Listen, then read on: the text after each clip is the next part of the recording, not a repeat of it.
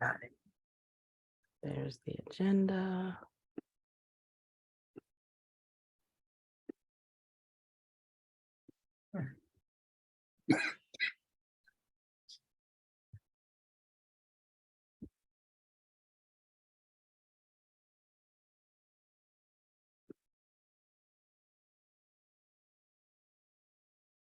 There's Alana. We have 3 we need.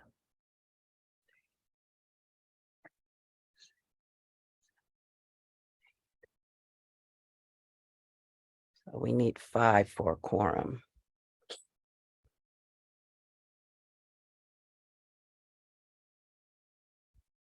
Ilana, are you the secretary this month? Yep, I'm taking notes. Okay, great. Amazing.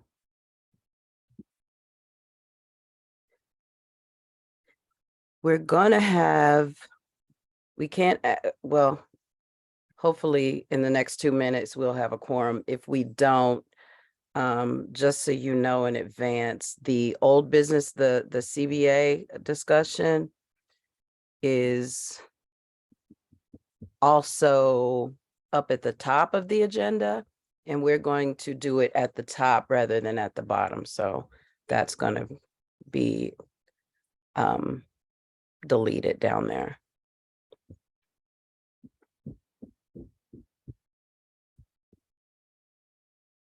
Y'all are a quiet bunch. There's Tina.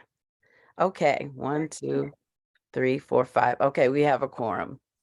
All right, so welcome to CB9 Arts and Culture. I am Daria Hardiman, co-chair, along with my esteemed colleague, Jonathan Senegub, who's our other co-chair, and I'm calling the meeting to order at 6:35 p.m. as we do have a quorum. Committee members, I hope that you got a chance to look at the agenda. And if you have, as I said, there needs to be a change under old business that can be deleted. And also under announcements, I have a couple of more announcements. Well, one other announcement regarding dancers transition, just an opportunity for artists. Are there any more changes that need to be done on the agenda, committee members? No, no. Okay, Looks good to me. okay, if not, then a motion would be in order. Okay, I so move that we accept the agenda as noted. With Changes necessary have been- changes. Is there a second? I second the agenda. Who was that? Carol Brown. Hi, Carol. It has to be a board member, Second. but thank you. All right, fine. Second, Tina. Thank you. The agenda has been adopted. We're gonna skip the minutes for now. Introductions. Okay, so we like to do introductions in this committee, and it is because collaboration is so important in the arts. So this is not the time to give your presentation. This is not the time to give your presentation. It's not the time to go long. It's not the time to do any of that. It's to tell who you are, maybe a little background on you know, why you're here, maybe what you do, like that. But please don't give your presentation right now because we have a very long agenda and we want to be expedient with our time. That said, I'm Daria Hardiman. I am the co-chair, as I said. I've been on CB9 for about 7 or 8 years. I've been a co-chair for about the last 2 or 3. I am a performing artist by trade. I am also a photographic artist. And I've been living in CB9 my entire time since I've been in New York. That's been since 1997. Okay, and whoever, once you go, you pick the next person. So I'm going to take the agenda down so that we can, I'm going to stop the share so that we can see each other. So you pick who you want to go next. And I choose Paul Phillips. Hi, I'm Paul Phillips. I president of Harlem Media Group. We bring in young people. We teach them how to be creative in video production. Right now, we're doing several productions in CB9. We're covering different restaurants and different people who are doing great things in the community. So I have an extensive background in television production. Thank you. Amazing. Who do Dakota, you choose? how are you? I said, how are you? I'm talking to Dakota Pippins. Do you choose I Dakota? was on mute. I was on mute. My apologies. Yeah. Thanks a lot, Paul, for kicking it back. You know, we work together on projects, including one that I'm about to mention. My name is Dakota Pippins. I'm president of Harlem Late Night Jazz Incorporated. Our mission is to keep live music alive in Harlem. And we've been here before, and we appreciate the support that we've been getting from CB9. We work with Harlem venues. We give outdoor events. And our mission is a simple one, to keep this music in its mecca. I love it. And who do you choose, Dakota? Oh, let's see. How about Tina NYC? Who is that? Yeah. Yeah. Tina? I think she's on mute. Yeah, she is muted. Now I'm unmuted. Hey. Yeah. I'm Tina Lumley. I'm not an artist, but I've had artistic interests for a long time. I used to be an actress. I've lived in CB9 for about 11 years. I've been a member of the community board about 5 or 6 years. I've been a member of the Arts and Culture Committee around 3 years. For everyone that's here, if you're presenting, please put the name of your organization. If there's a website, the website, and most importantly, an email address and a phone number. We're trying to get a directory of all of the artistic organizations in West Harlem. When we find out information, we want to be able to send out e-blasts, and we can only do that if the list is as complete as possible. Also, if you're doing anything, if you're offering any type of event, or you hear about any type of funding that's available and you want to communicate that to us, please send this to us and we will blast it out to the community. Thank you. And with that, I will choose Jonathan, Senegal. Good evening, everyone.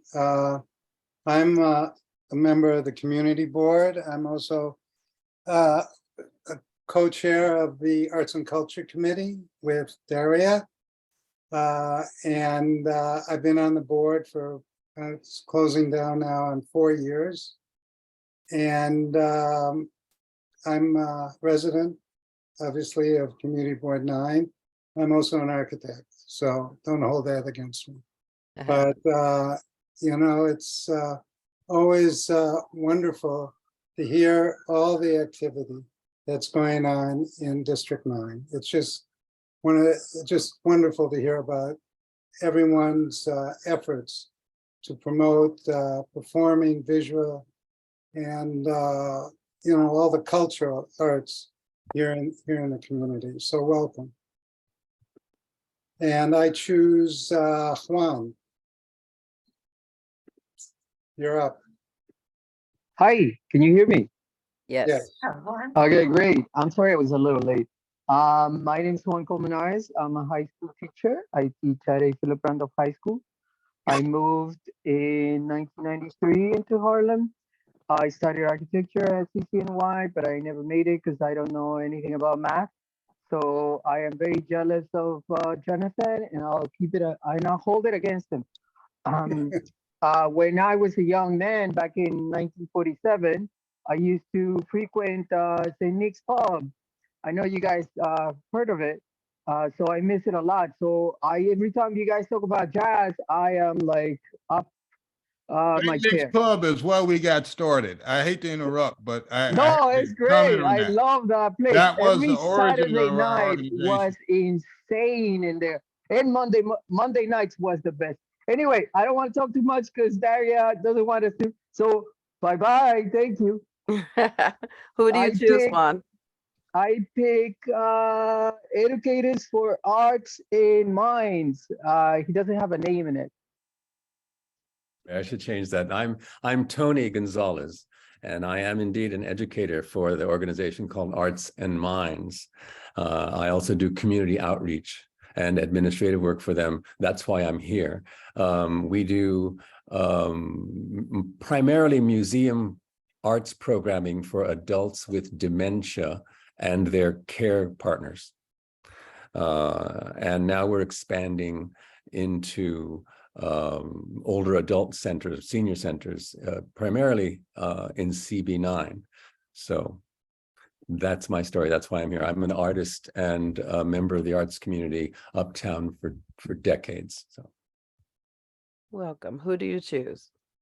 Oh, sorry. I choose, let's see, who hasn't been chosen yet. Leah Tubbs.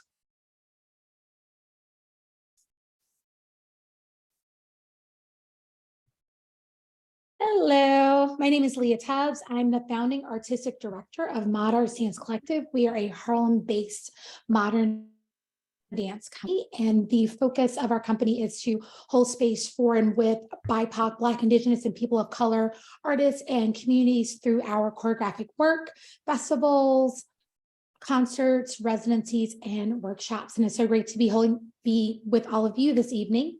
I'm going to call on Alana.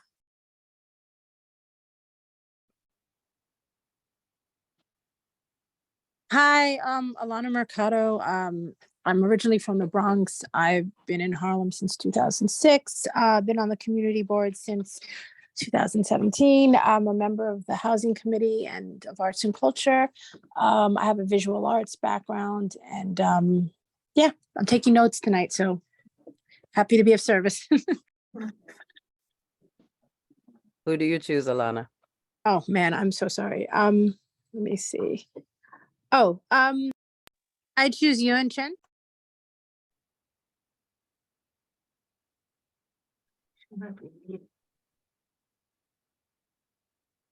Ewan, are you there? Hey, There we I go. just stepped away for a minute. So I had to run back. I heard my name. Hi, everyone. I'm Yuan Chin, resident of West Harlem, Hamilton Heights. Been around for hundreds of years, but I'm very active in the community, and I also run Harlem One Stop and the West Harlem Community Preservation Organization. Nice to be here. Happy New Year, everyone. Who do you choose, Ewan? Well, I don't know who's. We have Susanna have Leah Fraser? and Susanna, and Kelly. So Susanna Fraser. Oh, sure. Hello, everyone. I'm so glad to be back from last month. My name is Susanna Fraser. I help run Morningside Players Theater Company, which Tina Lumley is a valued board member also there. Because we straddle Harlem and Manhattanville and West Harlem, we do a lot of Black themed plays. We won the Delco Awards for Fences, The Old Settler, Raisin in the Sun. But we're also going to do on February 12th, tribute to Thurgood Marshall with interviews of people who met Thurgood Marshall in our building, Morningside Gardens, and they're wonderful interviews of him more as a person, and then a video. And then Carol Carter, also on our board, has arranged a giant soul food dinner from Happy Mamas. So we have lots more coming up the pike, but it's morningsideplayers.org. And I'm so delighted to be here. And I choose, how about C. Kelly Wright? Hello. Hi, everybody. Hi. It's great because I am here for Harlem Late Night Jazz, along with Dakota Pippins, keeping live music alive in Harlem, which is what we do. And I'm so glad to be here at this meeting, getting the year started right. And I look forward to speaking with you further, Susan, because I am an actress. Excellent. Also. We really want more CB9 actors in them. Or maybe we're not doing it right. You know, we put out auditions and stuff, but I really want to see them. Oh, I lost my and have you come in. Please go to our website. There's a way to reach us. I will do. I'm checking Excellent. everybody. Yes, this is a great place to connect and know who else is doing the work and Right. sharing in the mission of like keeping Harlem vibrant. So I thank you all again. C. Kelly Wright, not wrong. And who do you choose? I choose. There's Carol Brown and De'Ara. De'Ara. Hi, everybody. Thank you so much for having me. This is my first time participating in such a meeting. My name is Darren Daspesh. I'm the co-director and co-founder of the African Diaspora International Film Festival. We've celebrated 30 years of festival this year, and we live in CB9 since 1993. And we have a program coming up at Teachers College, Columbia University for Black History Month this weekend. And I'll tell you more about what we do during the presentation. Thank you for having me. Amazing. And last but not least, is Carol Brown. I hope you can hear me. Yes. Oh, thank you. Thank you all. It's always great to hear what everyone's doing. We're Harlem Opera Theater. We started in 2001. We did our first concert at the Convent Avenue Baptist Church for the victims and families of 9/11, and we've been going ever since. I will be on the agenda tonight, so I'll let you know what we're doing. Thank you.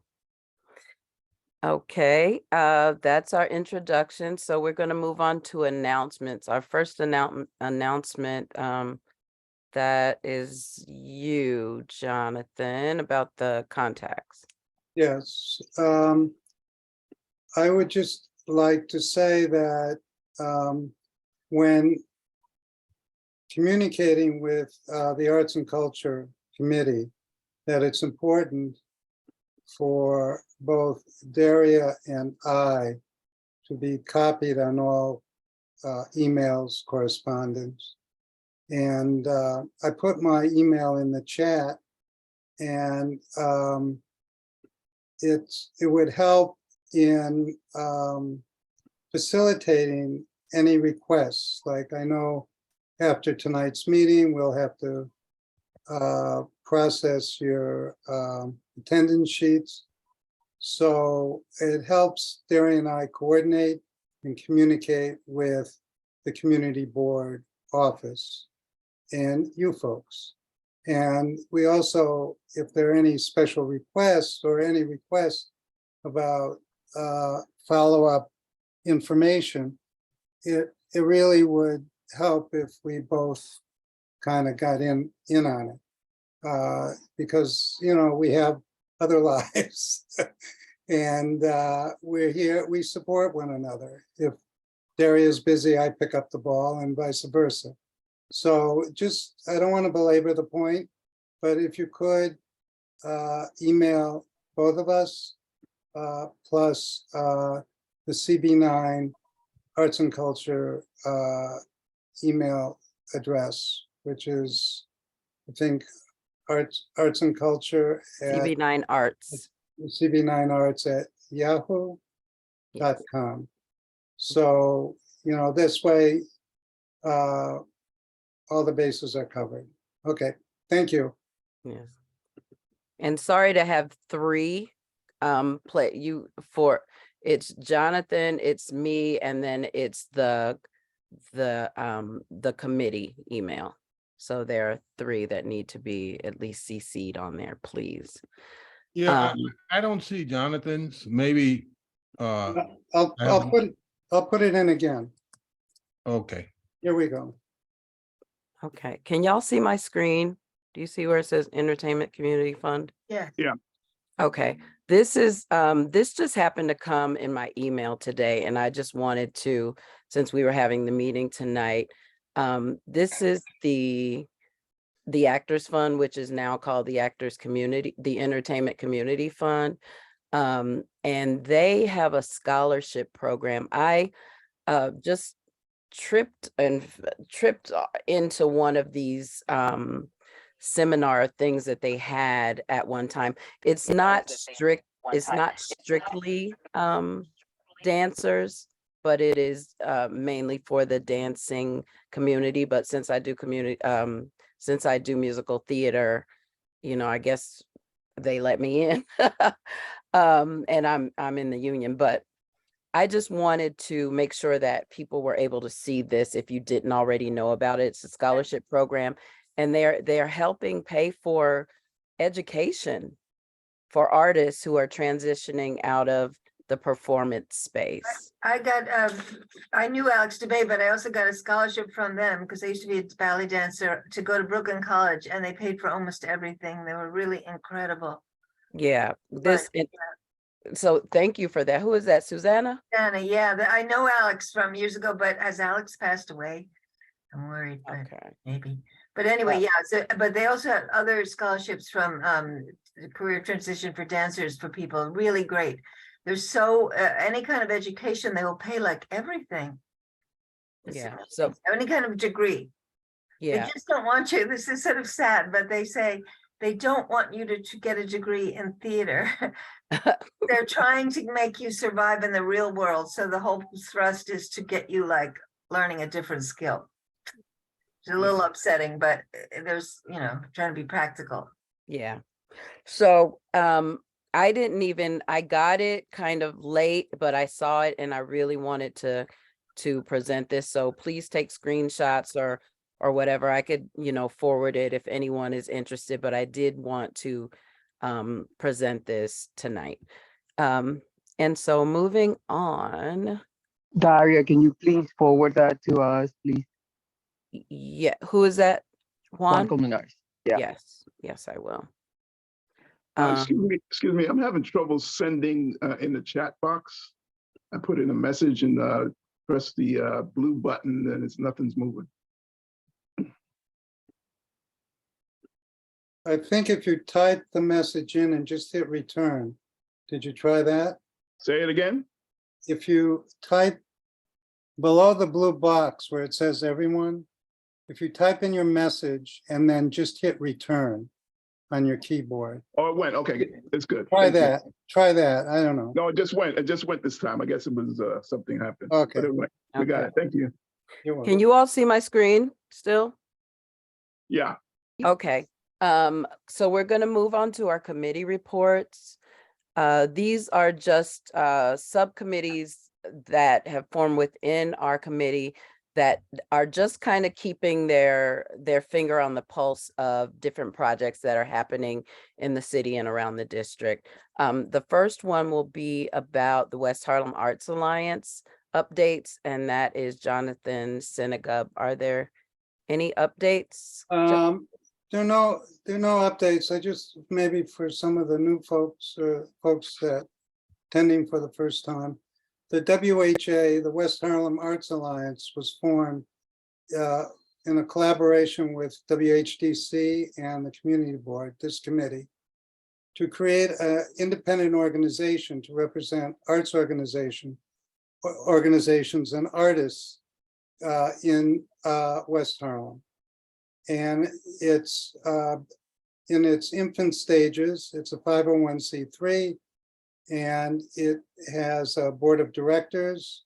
I think chairman of the board or the president of the board is Michael Palma. You may know him. And they're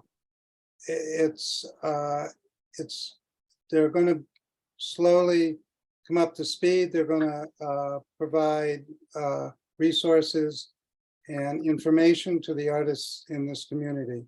So I would be on the lookout for them. They have a website. I think I can put it in the chat. I think it's wha.org. But it's important to keep an eye on them. So other than that, I have nothing. I believe it's whanyc.org. Yes, that's it. Correct. Okay. Thank you. Mhm. So if I may just add, Jonathan, may I? Absolutely. I just wanted to add that for anyone who is not familiar with WHAA, it all kind of started from a letter written out of this committee, as Jonathan mentioned, but the buzz kind of came around during COVID when there was funding coming, and there was no West Harlem based organization to catch that funding for our artists. So, we do have Northern Manhattan Arts Alliance, and we do have the Harlem Arts Alliance, and there are things around, but there was no one in particular that was concentrated on the needs of our artists and arts organizations. So we thought it was very important to get this going. So we are staying with this, although the community board cannot officially run it or anything. Jonathan is our liaison, and he is doing an excellent job in making sure that we stay on the pulse of how that's developing. So the next thing is also, Jonathan, community benefits agreement update. Yeah, well, I'm not going to wear my welcome out here, so I'll be short on this, but I wanted to briefly, if I can. You need to share the screen? No, I just wanted to, talk from a couple of notes. Okay. So we're very special here in Community Board 9 because we have to work with Columbia, and we are co-signatories along with WHDC on the Community Benefits Agreement. This is a very dense package of benefits to the community. Lately, it was kind of repackaged as the Declaration and Covenants. The reason that was done is that some of the items in the Community Benefits Agreement didn't have any timeline. It was kind of, prior to the start of construction, actually. Now the declaration has some milestones that Columbia and the Community Board are tracking and need to follow. When it comes to the arts and culture piece, there's a section regarding artist space, and that this is, I'm sure you all know better than I, artist space, whether it be for the visual arts or performing arts, is scarce in this district. And this Columbia was, and the agreement was to provide space for artists, local artists. But now that seems to be, we're still moving towards that, but it's pegged to the development of the site. And that we could be looking at another 5 to 10 years before artist space really becomes available to local artists and artist organizations. So without going into much, without, going into the weeds here, I would encourage everyone to raise their voices. Columbia has created the Community Advisory Council, and you have the community board. And I would encourage everyone to raise their voices and be assertive in the need for artist space in this district. We do have the forum. There are some agreements there. There's Miller Theater, but some of these spaces get a little pricey and are difficult to negotiate both in time and in costs. So I would encourage everyone to, I just wanted to make this kind of general, put it out there for you all to kind of chew on and see how you can address this in your own specific ways, in your own needs. And if you need help, we're here. We're here to kind of try to move things along. Thank you. And where can they find the CBA, the Community Benefits Agreement? You can find it on the CB9 website. I think it's there on one of the pull-down menus. Mm-hmm. But that will give you the broad picture. You're breaking up. Pardon me? You're breaking up. Oh, sorry. You're not breaking up for me. Oh, okay. I'll try to speak a little slower and clearer. The CB9 website has a drop-down menu of, I think it's resources, and that the CB9 CBA is listed there. You can download it. The CBA was created in 2007. There are all sorts of, the clock is running, so to speak. So for different aspects of the civic benefits, as they call it. So I'm just mentioning one of them. There are many others, and it can get a little mucky. So you have to have a little patience when you access it. But if you have any questions or concerns, please contact the community board. We're here both. I also serve on the Economic Development Committee. We're here to facilitate, to support in this committee, the local artists organizations, and this is part of it. Thank you, Jonathan. Is there someone specifically at the Community Advisory Board you're asking us to reach out to, or you mentioned your voice is heard?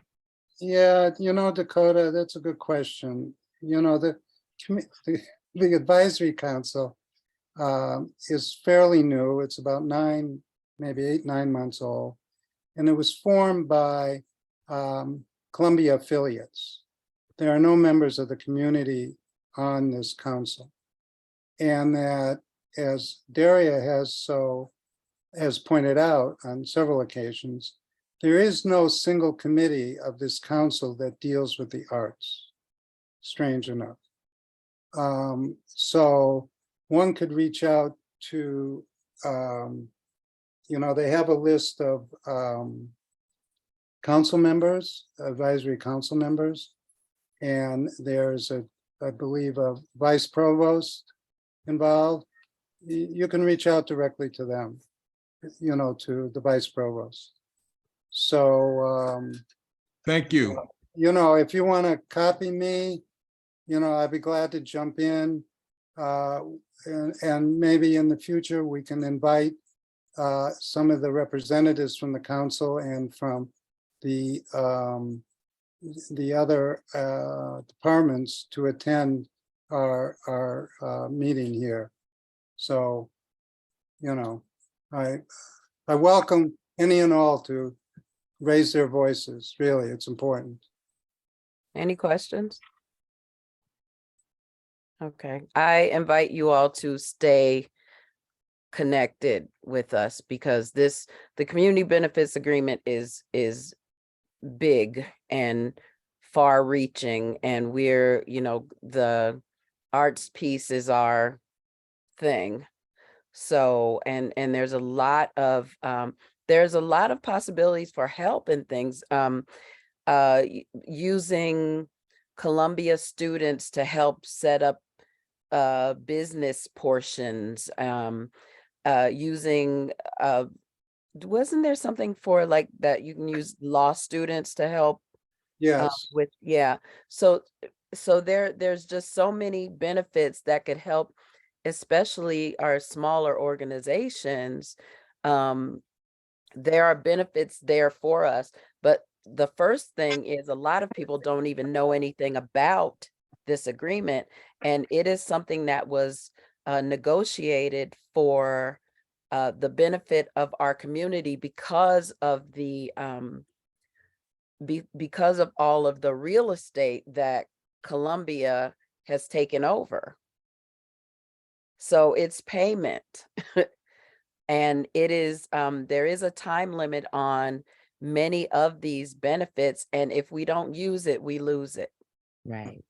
So please tune in, stay plugged in with us, and also it would behoove you and your organization, or even if you're an individual artist, to look at the community benefits agreements.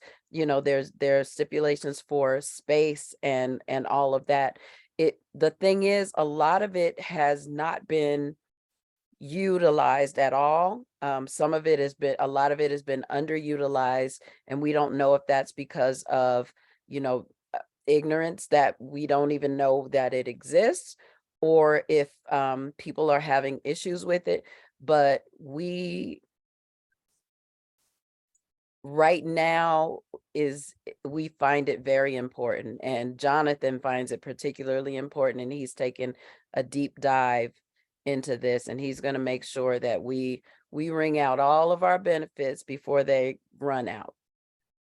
But we do need for the community and the artists and the organizations to also stay connected with us, because we are community members who are volunteering to sort of take the lead at this, but it takes a village.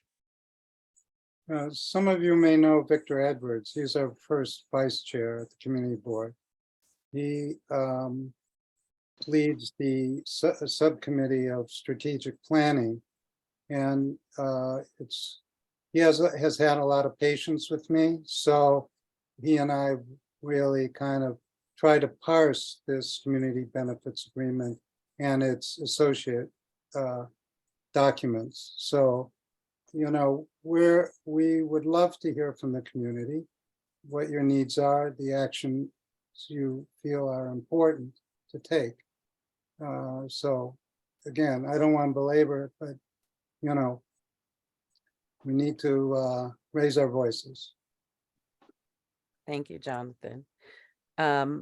So moving on to our Artist Information Dissemination Committee updates. Are there any updates, Tina? Well, we sent out 3 or 4 e-blasts of information that we gathered that was either related to events or or opportunities for artists. We've met with Michael Palma, and he is supposed to be providing us with an extensive list.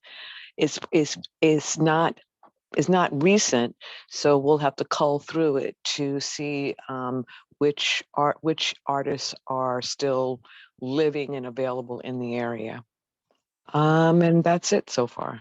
Do you, the three, you said you sent out a few or three, in my head, it stuck at three. In case any of the, people on the line today did not get that, is there anything that you could quickly just, throw out? Summarize? No, No. no. Okay. So But then, if you want to be included, please include your email address in the list and on other information as well. Name, of course, telephone number, name of the organization, and the email address, because that's the only form of communication we're using right now. yeah, the community boards are trying to catch up with the 21st century technology, and we're still, because we are a quasi-city agency, we're subject to a lot of the rules. So we're not allowed to have like our own Facebook page, for instance. Things, normal ways of disseminating information in the, sort of in the new world has, our rules have not caught up yet. So we still have to do email blasts and things like that. So please, if you haven't already, put your information in the chat so that your organization and you as an individual, if you want, can be plugged in. So we're moving on to the RKO task force updates. Ilana, are there any new developments? No, I have not gotten anything at all about that, so I don't know what's going on. I think Dan might be on a leave of absence, but Uh-oh, you went on mute.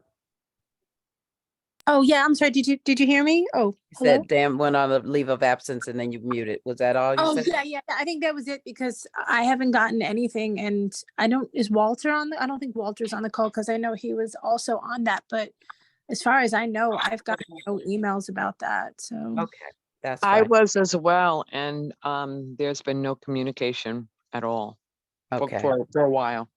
And I think Dan is on leave of absence. We might have to, go another way or maybe just contact him anyway. So the RKO task force, just for anyone who may not know, the RKO Theater, which used to be the old Hamilton Palace on the corner of Broadway and 146th Street, is a landmark building. It's partially landmarked. And it's sort of been sitting there for quite a long time. And we've been trying to figure out what to do with it. We've had some community forums over the last few years, and there seems to be a consensus that the community needs more art space, needs studios, it needs, we need art space for our art, and we have quite a few artists. So that being said, we have, they were reaching out to the current owners who had kind of asked the community, they seem to be very open to the community's ideas. Then COVID happened. And since then, it's just been a lot of hurry up and wait. And there had been an idea that Harlem, oh Lord, what's the organization? Harlem Classical Theater of Harlem was getting ready to build a $10 million building for their organization. And there was a suggestion by Ziad Ramadan that perhaps if they would want to join in this effort, that perhaps that instead of building a new building, that the RKO could possibly be the home to that organization. That's where we've gotten so far. They were interested. There seemed to be some forward movement, and then kind of nothing. So welcome to our world. We're still hopeful and trudging forward and checking, and that's our job, is just to keep keep knocking at the door to try and get these get this stuff done for the community and for our artists. So okay, the next is community updates, and I don't see Martin Collins on today, so we will go to our presentations. Our first presentation was from Mama Foundation of the Arts, and I don't think Vi Higginson is here. Our next one will be Harlem Opera Theater, Carol Brown, Board Secretary. Hi, thank you for having me on. I'm sorry we can see each other visually. I'm just so glad you can hear me, because often I have issues with the microphone coming on.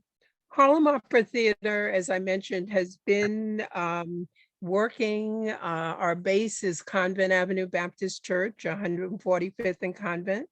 We're under the leadership of Gregory Hopkins, the artistic director of Harlem Opera Theater and the minister of music at Convent Baptist Church. He's an international tenor, a pianist, an organist, and a conductor. Just over the years, we've done so many operas that are classical, but also we do spiritual arrangements, and we do historical events, so that we do things by Langston Hughes, by Duke Ellington. We really try to keep history in mind as we go forward. We've given over the years about 9 vocal competitions, and several of our vocal competitions have been in Harlem. And also the singers have gone on to world-class stages, such as the Metropolitan Opera, where 2 or 3 of them are there now. We do basically concerts, recitals, and new initiatives. So we've partnered with several organizations over the years. We did Blue Monday at the Cotton Club. We've done the Opera Voodoo that hadn't been done since 1928 at the Columbia's Miller Theater. We've been at the Faison Firehouse, Church of the Intercession, and the West Harlem Schools. We will be going back to the Church of the Intercession to present on the 25th of February. We will be presenting at 3 p.m. We will be presenting a tribute to Jules Blatzo, and he was a baritone. It's the 125th anniversary. He was in the production of Shuffle Along. He really distinguished himself as a singer of color with the events on Broadway that just really moved him into prominence. He was coming originally to CD9's Columbia University to become a doctor of medicine, but after his mother died, he realized that he really loved music, and that's why he went on to establish his career. He's compared to Paul Robeson, and we will have on the 25th at 3 o'clock at Church of the Intercession 5 artists, a soprano, a mezzo-soprano, a tenor, a bass, and a baritone that will play selections that he is noted for. And we will be, presenting them to the community. The tickets are $20 to $25. We are a nonprofit. We we are all voluntary. So if anyone just really loves opera, and I told Robin at Jazzmobile that jazz is our classical music, but if you really love opera and you're interested in classical music, or you know someone who is, please, first of all, attend a performance, but second of all, let us know that you would be interested in volunteering, even, you know, to send our list of events out to your friends just makes all the difference. We're still looking for venue. As you're saying, venues are extremely hard. We're looking for a venue for our tribute to Florence Price, a female composer of color who did so many spirituals, and we're honoring her during Women's History Month in March. And then in June, we will be presenting many of our vocal competition finalists in a concert that, again, we're talking with a venue in West Harlem, and we hope that we'll be able to have it there. So I don't know if you have any questions, but we do opera in Harlem. We're so pleased when we go into the public schools in West Harlem, we get questions of why opera? And how did you find your passion? So as we know, arts and culture are so important, particularly at this time where we're in a nationwide crisis, and locally we have things that are happening, and we just really hope to get our youth into a space where they know how valuable they are, and they know that they're artists that look like them, who have made it. And we often have Q&A sessions after the concerts in the schools, and bring out, we hope, values that will serve them in school and in life. Thank you. Thank you very much. Were there any questions for Harlem Opera Theater? Thank you. And just I just want to, because we have so many presentations, if you could please keep your presentation to 5 minutes or less. 5 minutes or less, please. The next presentation will be NYC Kids Fest. Is Jessica here? No, okay. So we're moving on to African Diaspora International Film Festival. Hi. Hi there. So the African Diaspora International Film Festival was founded in 1993 with the goal of presenting films that explore the human experience of people of color all over the world. We've had screenings in New York City, in Washington, DC, Chicago, in Paris, France. We are based in Harlem, and we've always had programs in CB9, and as well as the rest of Harlem. In CB9, we've been at the Miller Theater, we've been at Riverside Church, and we have a long-standing relationship with Teachers College, Columbia University, Teachers College being the School of Education, the Graduate School of Education of Columbia University. And we offer programs there on an ongoing basis. We've done this for the last 20 years or so. Every month, we have a series around themes.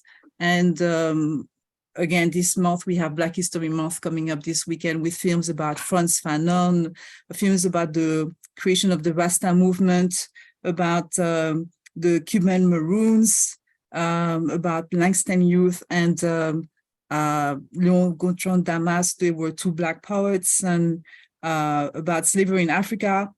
All kind of different topics that we bring together in order to have conversations and think about what it means to be Black in the world. We have a lot of diverse conversations after the screenings, and our goal is really to create a bridge across communities for people to better understand the commonalities that they share.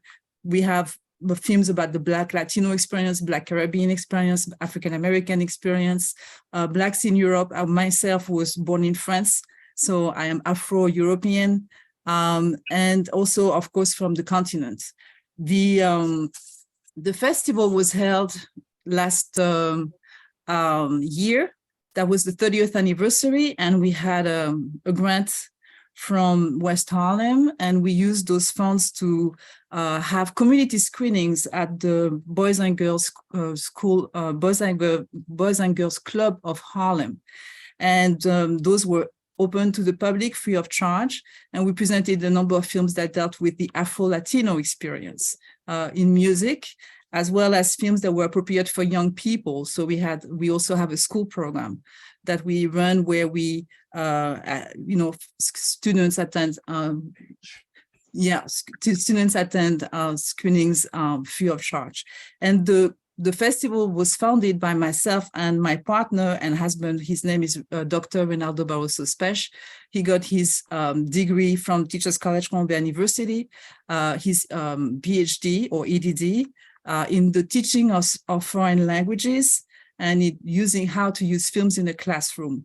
So his focus is the Black experience in foreign languages and in films. And so he was the person who had the vision to create this program. And I have an MBA from Columbia University. And so I bring in all the business aspects to the program. We are also a volunteer organization. And again, we've been doing this work for 30 years, and we are grateful for the support we've received from West Harlem. Where are you showing the film, the Black History Month films? So it's going to be at Teachers College, Columbia University. That's on 120th Street between Broadway and Amsterdam. And the room is 408 Zankel. So it's open to everyone. We do charge a ticket price. It's $11 for students and seniors, and it's $13 regular screening, regular, general audience. And the folks who have a TC ID can attend free of charge because Teachers College is a sponsor of the program. Amazing. We work with the Office of Diversity and Community Affairs at Teachers College. Thank you. Were there any questions? Okay, thank you so much, Tiara. Thank you. We're moving on to Harlem Late Night Jazz, Dakota Pippins, director and co-founder. Evening, everybody. Can I share a screen? Sure. I have a very short, I promise, short presentation. Hold on. So, are you able to, or do I? Let's see. Able to it says host disable participant screen sharing. Hold on. I think you need to hit a button. Yep. Hold on, I gotta make it big again. Try it now. Let's see. Can you guys see my screen? No. See you, but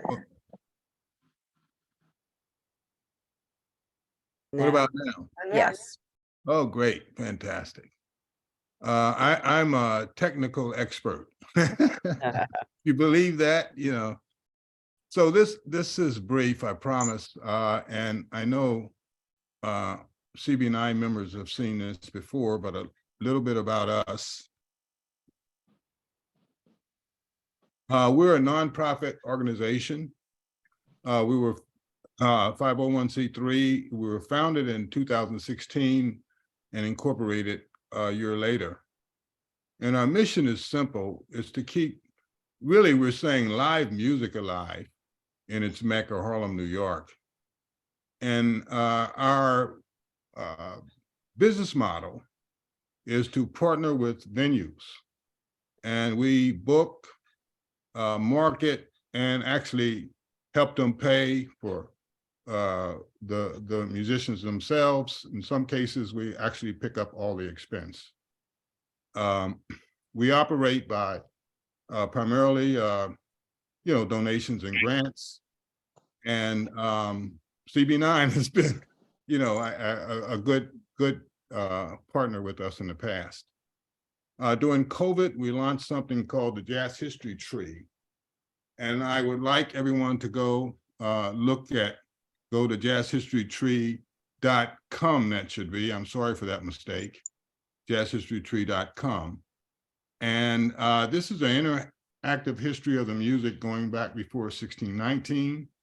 I won't talk a lot about it, but there are about 100 videos loaded, and 34 different genres are discussed going back from Africa to 2010. And we're proud that several universities are using it now, or professors at those universities and some high schools, because we think it's an important historical tool and very important for our kids for a lot of reasons. We have a lot of partners. Unfortunately, I picked up an old presentation because there are a lot of people who are not here that are partners, and including CB9.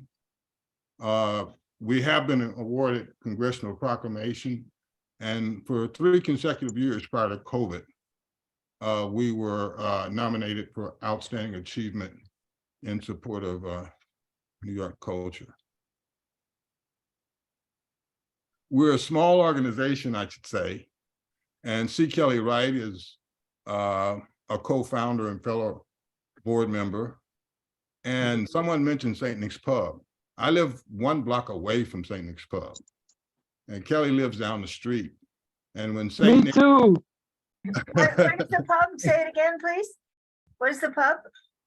St. Nick's Pub used to St. be. Nick's Pub, yeah. Yeah. And that was my backyard going back years ago. I also happen to be on the board of the Jazz Foundation of America. I should mention that. But when St. Nick's Pub closed, that was the germ, the nation of our organization. That was followed by Lenox Lounge, and we decided we should do something about it. So please go to our website, visit our calendar. We're in about 5 or 6 clubs right now, 4 or 5 nights a week, Kelly would know, and visit the Jazz. Continue and show them some of it. Yeah, I am. I'm going to, thank you. Oh yeah, some of our summer programs, very quickly. I mentioned we partner with venues. We're also a co-sponsor of the Harlem Music Festival, which is part of Harlem Week. We're co-sponsor of the Uptown Night Market, which there were 8 of them last year, averaging maybe 5,000 to 7,000 per. We're proud to co-sponsor a master jam at NAMA, New Amsterdam Music Association, which is the oldest association for Black musicians in the country. It was founded in 1904 by James Reese Europe and Hubie Blake and others. We also, Harlem Shake, we're proud of that. We sponsor it, but it also stars C. Kelly Wright, who's also a singer. And we've been doing that for 3 years. And another thing we're proud of is the American Legion. That's something that has been going on for a quarter of a century in honor of the greatest Celino Clark, who passed away. That was going to end, but we and the American Legion partnered to keep it going. And it's 6 to 10 every Sunday. If you haven't been, you should go. It's an amazing experience. And there's other stuff that I could talk about, but I think 5 minutes are up, and I do want to show you some stuff. These are some of our partners, not all of them. The Porch, Dinosaur, Uptown Night Market. These are all CB9 events. Here are some other examples. Silvana, which is right on the border of CB9, the Porch, which is in CB9. And oh, yes, we co-sponsored the first John Coltrane Jazz Festival in September, and it was in Marcus Garvey Park. It was pulled together in no time. But this year in September, we're going to make it bigger and better. And some more, oh yeah, we just started at Dinosaur. I forgot, Dinosaur is in CB9, and every Saturday, we have soul and blues at Dinosaur. And with that, I thank you for the opportunity to say a little about what we've done, but we are moving forward. There's just a few things quickly. We're going to continue our venues program. Importantly, in April, we're holding what we call a Harlem Club Revival. It's 10 days, April 14th to April 23rd. And help me, Kelly, I think we'll end up in 10 to 12 venues. By the time we're done, we have our venues and we're adding others. And the idea is to draw people to Harlem and specifically Harlem venues. Now, this is all over Harlem. Of course, many of them will be in CB9. Uptown Night Market starts in May, and we're going to continue our relationship. And New Amsterdam Music Association, we're going to continue our relationship. And then we have the John Coltrane Festival. And I know we'll be reaching back, asking for help, but this is a little bit about what we're doing. Great, thank you. Does anyone have any questions? Yes, I do. You know me. Yes, Juan. I'll be brief. Mr. Dakota, Mr. Pippins, if I click that link, I go to your web page, and will that give me all the info that you put in this presentation? Yeah, if you go to our webpage, you can hit on our calendar, and you'll see our current schedule, Monday through, for the week. But there should also be a link for the Jazz History Tree, which is a separate website. And I will meet you there. And you, Dario. I'm trying to get through this quick, but we're very proud of the Jazz History Tree. There are other things that are happening with it that I think it might be premature to share. Yeah. We think it's very important for our children, and this is Black History Month, so it's particularly appropriate. Do you know Melvin Vines? Please, everyone, go to our website. Yes, we know him very well. He is my favorite trumpet. He goes by Tiger these days, so when you see him. Please, everyone, go to the website and sign up for the newsletter. I just wanted to mention that. Jonathan, you had a question? Well, it's more like a point of information for Dakota. Going back to the community board agreement, there is a section there where monies could be available to create a legacy program, a legacy, something you would have to put forth a proposal. It's called a living history. A living history, thank you. And that's the community benefits agreement, yes. Yeah. So for the your program, I think this would be possibly something that would be available to you. We're very interested. Should I reach out to you, or well, that's a good question. That it's not clear of the process for applying. Reach out to the West Harlem Development Corporation. They'll fill you in. Yeah, they might, Ziad Ramadan might have a better idea, but they are co-administrators of the CBA. But they might have a clearer idea of the process. They're also in charge. You called it the legacy? It's called the Living History. Living History Initiative. That's part of the Arts and Culture section of the Community Benefits Agreement, which is administered by the West Harlem Development Corporation on behalf of West Harlem. Lately, though, thank you, John. When there have been questions about these sections, the ball has been thrown back to the community board or thrown to other people. They're not quite addressing them as we think they should, John Martin. Okay, well, the CBA is online, so you can access it and read in detail the Arts and Culture section, which outlines all of the initiatives that agreements were forged around with respect to arts and culture in terms of Columbia's commitment to West Harlem community members. Yes, I've relied on Victor Edwards. He is in regular communication with Columbia, those. He's a good one, yes. At Columbia. Well, that's great. University. That's And good. so either he has this strategic planning subcommittee meetings once a month.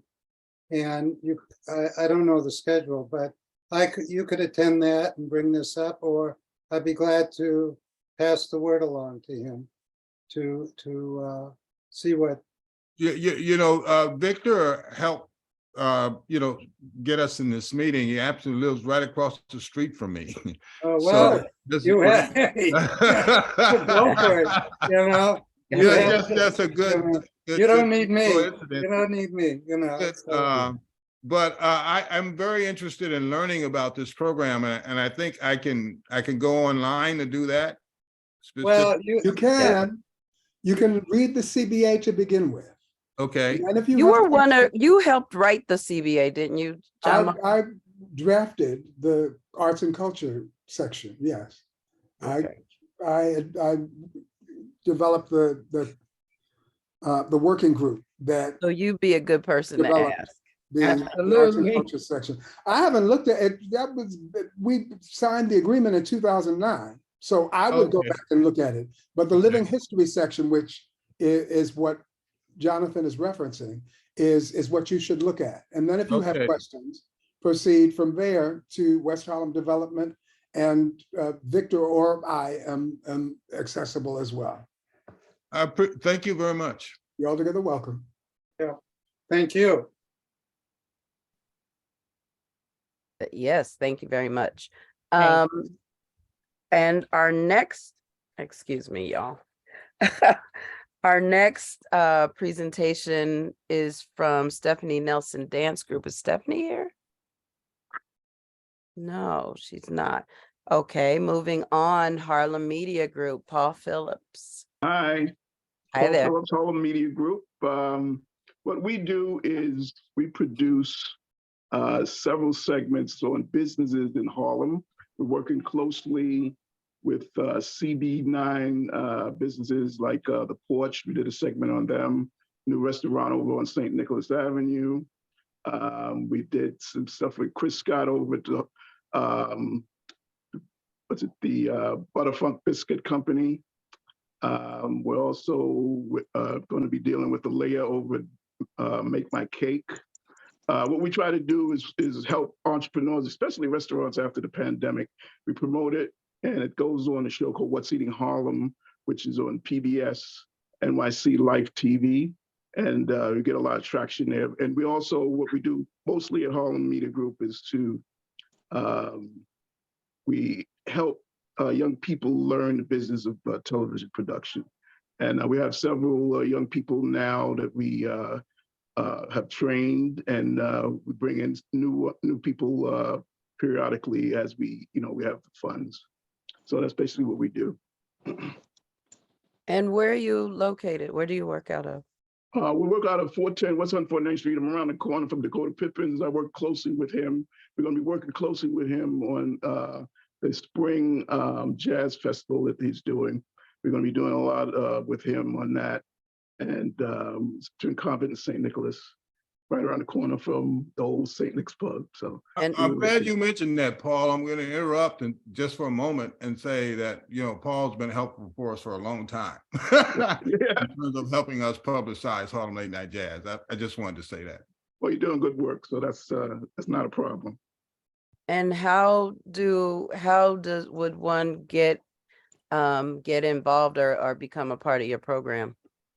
They can email me and talk to me about what they're into. It depends on now the level of knowledge that they have. If they've been in television, they produce, and they still want to train, or people who are just starting out, young people, they could email me. I sent it information on the chat box, so they could send in information, and we'll bring you in. And what I like to do, depending on their knowledge, I like to get hands-on, because I don't believe in waiting for experience. I don't want them to get hands-on so they get the experience right away and they learn the business, and then they can take it to the next level. And outside of this meeting, though, how do they find you, or how do you find your participants? Well, from referrals, people, word of mouth. Matter of fact, when I go on shoots, I meet people who want to get involved. I met a young man who we shot over at a juice bar over there on Lenox Avenue, and he was involved in television, and he wanted to work with us, so we're working with him on that. And also, like I said, we basically we're referrals. And how many people in your program at a time? Is it like semesters, or it's ongoing, or? No, it's ongoing. It's ongoing. We have like right now we have 3 people we're working with, and we bring in more. It depends on their schedules. I'll call them up when I'm shooting. If they're available, they come and then they learn. And it's hands-on, and it's real production, real television production, and they get the names in the credits. Nice. Are there any more questions? Yeah, I have a question. I cannot find your email Yes, I thought in the chat. I sent it, Paul Phillips. It's not there. It's not there. So Here, I'll put it. What is it? It's Paul press Phillips. enter. It's P Phillips 5 at nyc.rr.com. P Phillips 5. Yes, the number 5. 5 at what? At nyc.rr.com. Oh, wow, Roadrunner. I remember Roadrunner. Yeah. That's funny. Yeah. I put it in the chat. Okay. Okay, Susanna, did you have a question? Oh, just a quick question, Paul. We're doing, after the third grade, we're going to do this big, huge production docudrama called "We Have to Do Something" about the founding of Grant Houses and Morningside Gardens, and we got a grant from West Harlem Development Corp. Do your people, we would pay a stipend or anything for young students? You also deal with projections. We want to have a lot of projections of historical stuff all over the theater area. Would they do something like that, or is that not TV related? No, that's more audio visual. Audio video. We're dealing with the cameras and editing and that type of thing. So we'll look for that. All right, thanks so much. No problem. Are there any more questions or comments for Harlem Media Group? Okay, thank you so much, Paul. Thank you for everything. Bye-bye. Next, Blackberry Productions, John Martin Green. Hi there. Hi. How we doing, family? Very excellent. Yay. We're glad you made it. Excellent as to what we look forward most. Yes, yes, and furthermore, So I will be quite brief. Everybody promises that, right? But I'm here to remind everyone and alert people who might not be familiar. I am artistic director of a documentary theater company called Blackberry Productions, which uses theater to highlight issues impacting the community and to convene diverse cross-sections of the community to encourage greater cultural awareness, compassion, and community cohesion and community capital, all that good stuff. And we have, over the last year and a half, with support from the Mellon Foundation, Lower Manhattan Cultural Council, Upper Manhattan Empowerment Zone, and West Harlem Development Corp, been advancing a theater-based intervention called COP, C-O-P-P, which is an acronym for Communities Organizing in Partnership for Peace, providing something of a communication skills toolkit to build bridges of respect and trust between Black and Brown youth and police. So in multiple series of workshops over the last year and a half, we've been working with our young people 17 to 24 and NYPD officers from across the city in again, multiple series of workshops. And we've created 2 theater pieces out of this work. And we're going to be convening a community forum on Tuesday, February 21st, from 6 to 8 p.m. at Harlem School of the Arts, at which we would like all of you to join us. We're convening this community forum to consider the culture of the policing of our communities. And what has changed, we look to answer questions. What has changed over the last couple of years since the lynching of George Floyd? And what changes do we still feel are indicated or need to be made? And we'll also be sharing with the community this intervention model that we've been conducting, this arts-based intervention model that's designed to shift the culture of community policing. Yeah, so please, if you can, join us for this community forum. It's free of charge, Harlem School of the Arts, 645 St. Nicholas Avenue, West 141st Street, 6 to 8 p.m. on Tuesday, the 21st.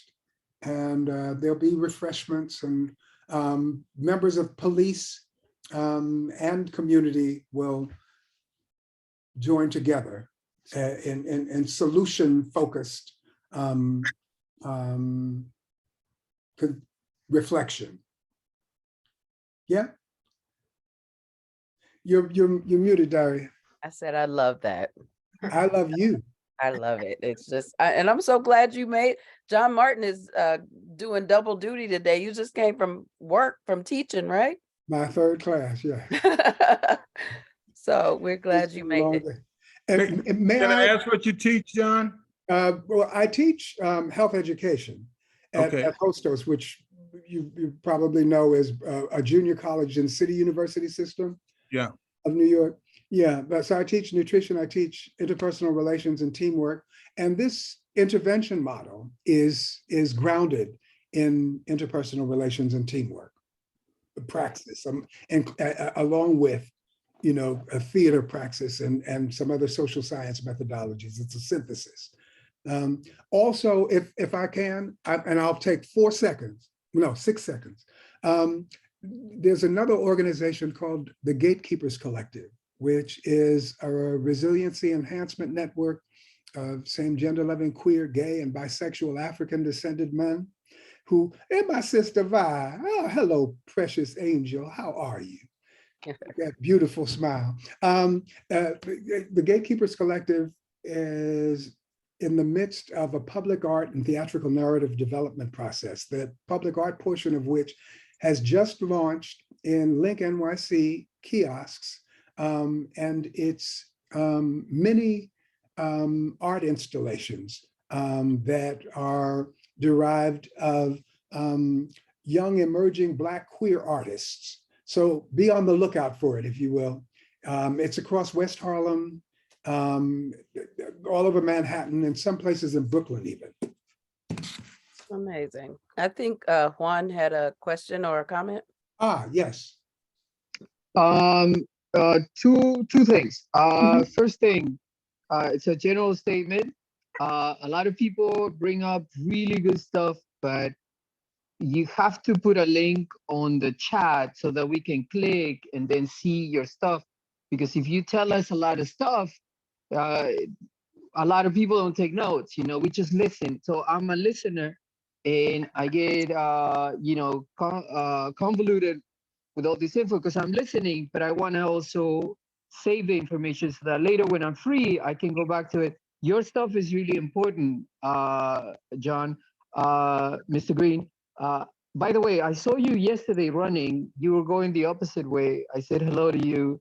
I don't know if you remember. Last thing is this, Daria, I'm still waiting for your presentation because that's really important. I have a bunch of kids who graduated from Randolph, got into dancing, and they're now bartending and things like that. And I want them to have an education so that they don't have to bartend and be in restaurants. Mr. Green, I expect some link or something so I can follow up because I feel like men of color like me have had some iffy times with the police, but they have also helped me out a bunch of times. So that reconciliation has to happen at some point. I'm done. I appreciate you, Juan. Thank you for the reminder. Now I'm attempting to put this link in the chat, but it's saying access to file is restricted. So what should I do, Daria?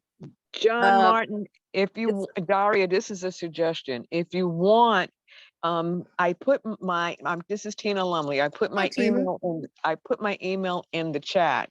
You can email me and I'll send it out to the arts and culture distribution list. Okay, and I sent the flyer to Daria also, but I'll do that to both of you. Thank you so much, Tina.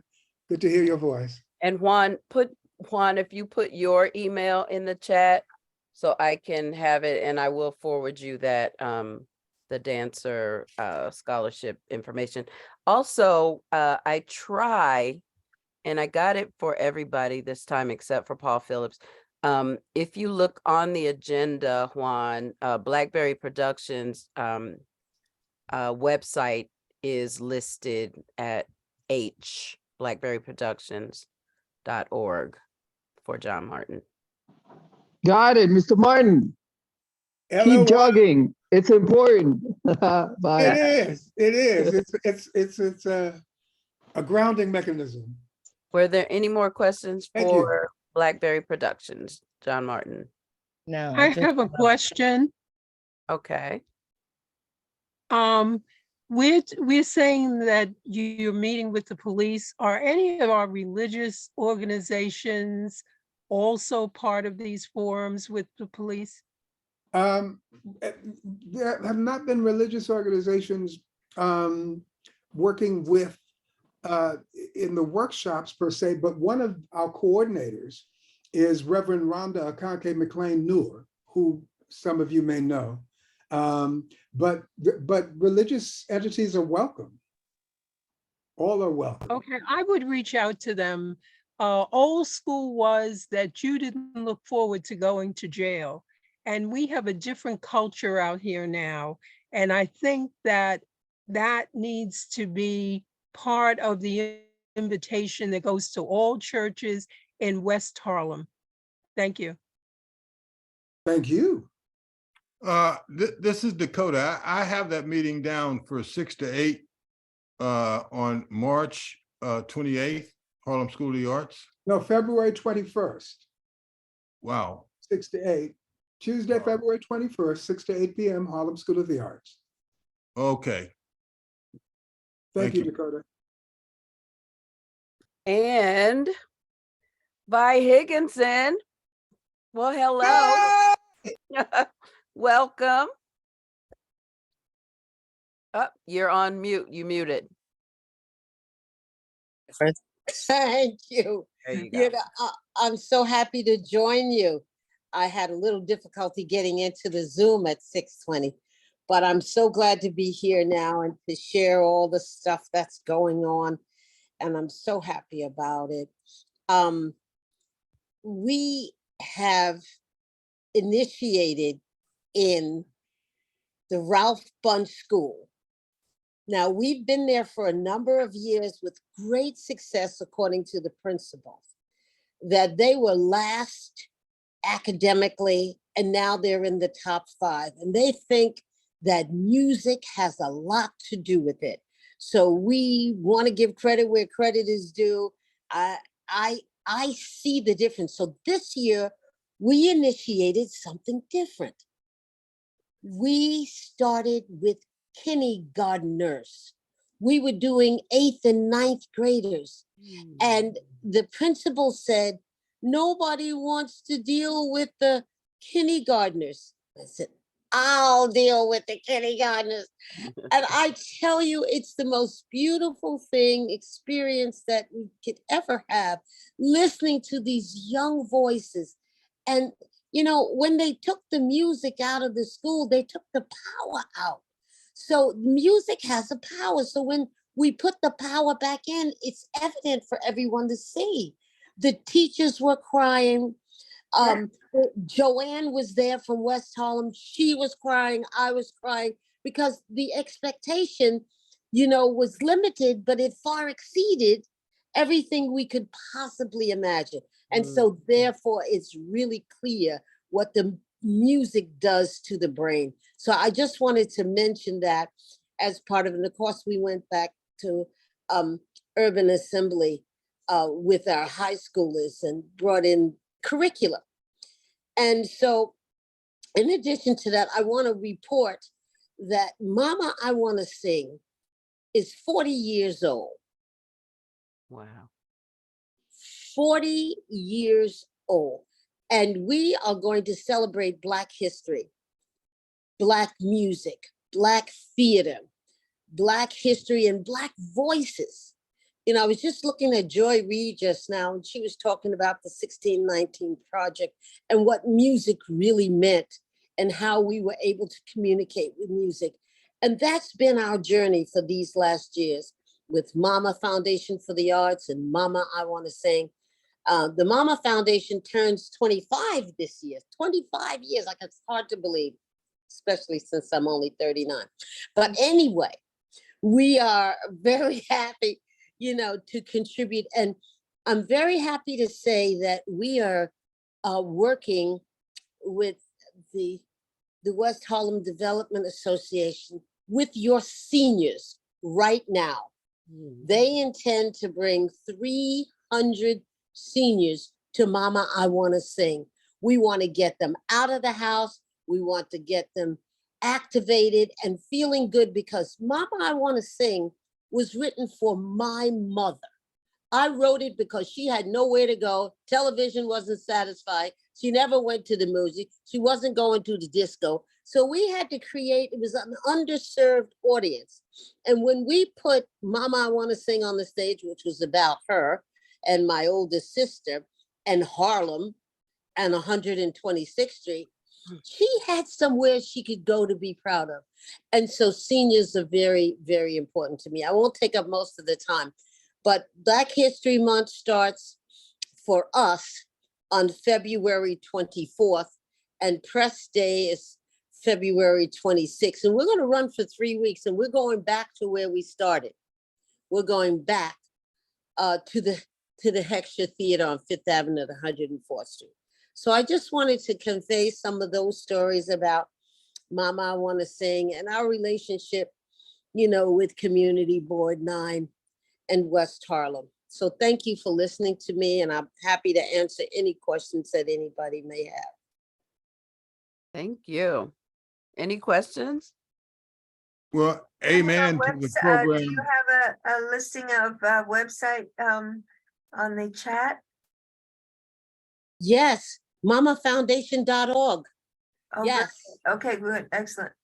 And it's also on the agenda, if you've got the agenda, Susanna. Okay, great.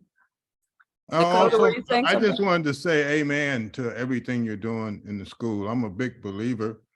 And I want to offer the Jazz History Tree. It can work with 5 and 6 and 7-year-old kids. They can just look at the tree and remember the dates and the genre and support whatever you're doing in any way, because everything you said is right. And the power of music and the importance of it in schools with our children. So. Oh, I really would like to add that.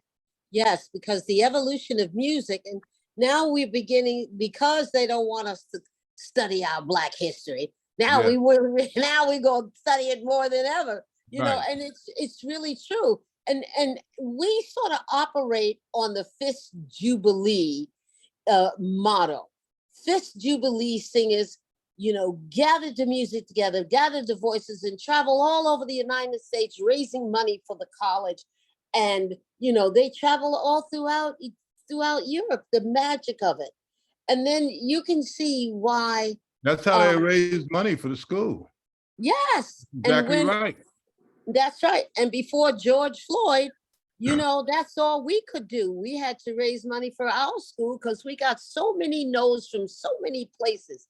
No, you're religious. We're not. We study music as art. Jazz is art. And gospel is art. Yes, it our is. contribution to American musical landscape is got to be celebrated. It's our largest and biggest export, Black music. Come That's on. correct. Amen. And So hallelujah.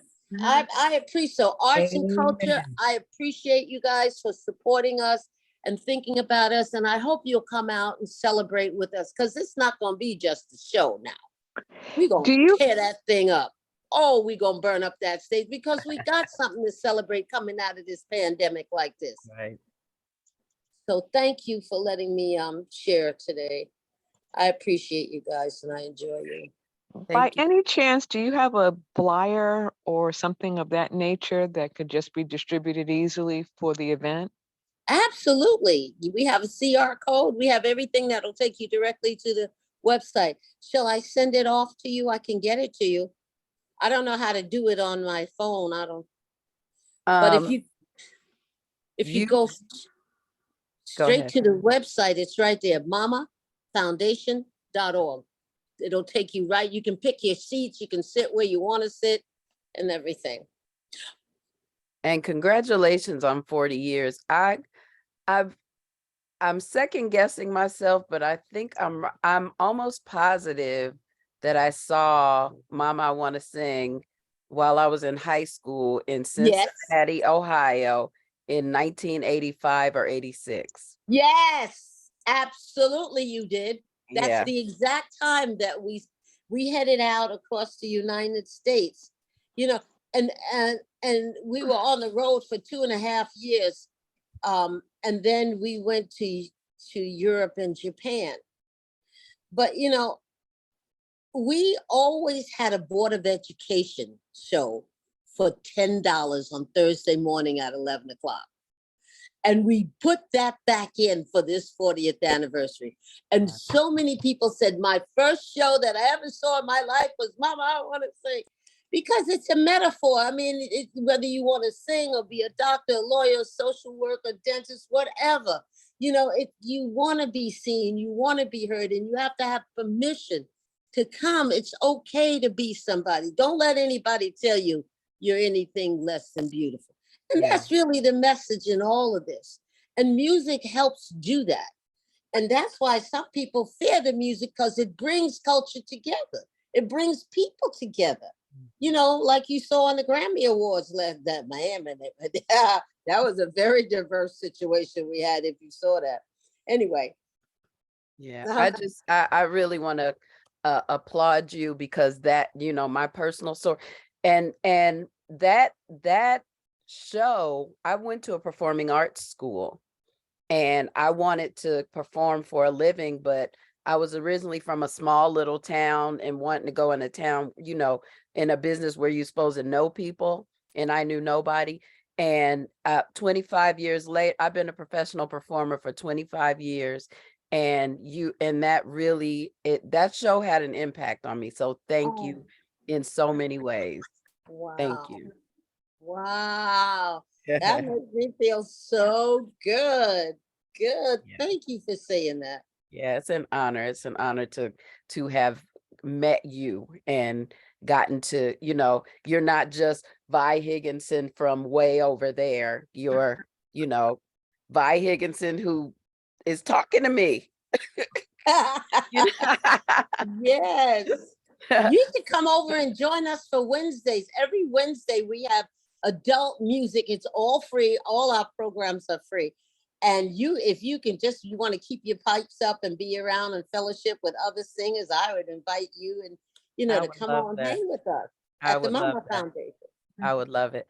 Juan, did you have a question or comment for Vi Higginson? I am so impressed with you, ma'am. I teach at East Brand of High School, and I remember on Saturday nights when I used to watch the Apollo, your commercial would come out, Mama Wanna Sing, and I'm so impressed with you. And one of the saddest things is when people from Europe come here and they want to see Black music, and I have to take them to places. And also the reverse is also true. I've been in Denmark, I've been in Italy, I've been in Germany, and people love Black music. If you want to make money as a Black musician, go to Europe, go to Japan. Man, you make money. Uh, I'm very honored to meet you. You have been a big part of my kids' history. You know, a lot of my babies, especially the girls, want to sing, and your show was very important to them too. Well, I like that. And we should exchange numbers because our after school program is on Saturday mornings at 11 o'clock. If you have young people who want to sing, send them to us and we will teach them breathing, harmony, pitch, and control, and a repertoire of music, and then we'll send them right back to you. And I don't know if you saw this season's America's Got Talent, but we were the singing sensation from Harlem on America's Got Talent. Did anybody see that? I didn't see it, What- but we can see it on YouTube. I'm sure it's on YouTube, isn't it? I Yes. did. I saw it. I'll definitely go back. Awesome. Yes. I hope we made y'all feel proud because we stood up there and said, Proud. he said, where are you from? Harlem, USA. I love it. Yes. So were there any more questions or comments for Ms. Higginson? Okay, thank you so much. Thank you. Thank you. Thank you. Thank you. To be continued. Absolutely, absolutely. And so we are off to our old business, which is, we already talked about. There's no old business, or is there? Is there any new business? Okay, then we would. Hi, I just want to invite everybody. There's one film that I wanted to mention that I'm sure you would love to hear about. It's a film about Josephine Baker that we're going to present on Sunday at 12:30. And it's a wonderful film that shows how she was in Europe and contributed to the Second World War. And it really goes way beyond her as a performer. It shows her as an activist and as a militant fighting against racism in the US and in Europe and against Nazi Germany, etc. So I really want to invite you all to come to that screening. It's a wonderful documentary about her that's very rare, that a lot of people, it's not easily accessible.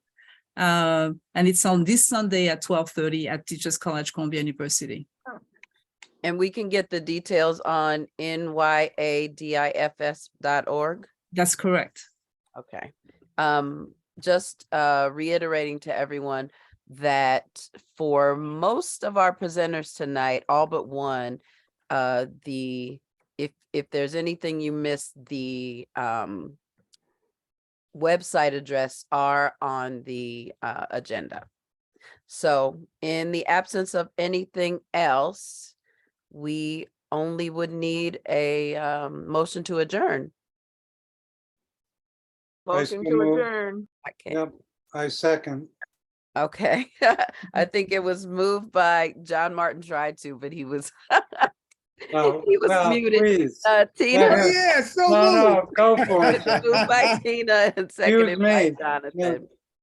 And that will conclude our arts and culture meeting. We got through that. It's 8:15, y'all. And Well we had done, a lot of Daria. presentations. Thank you so much, everyone.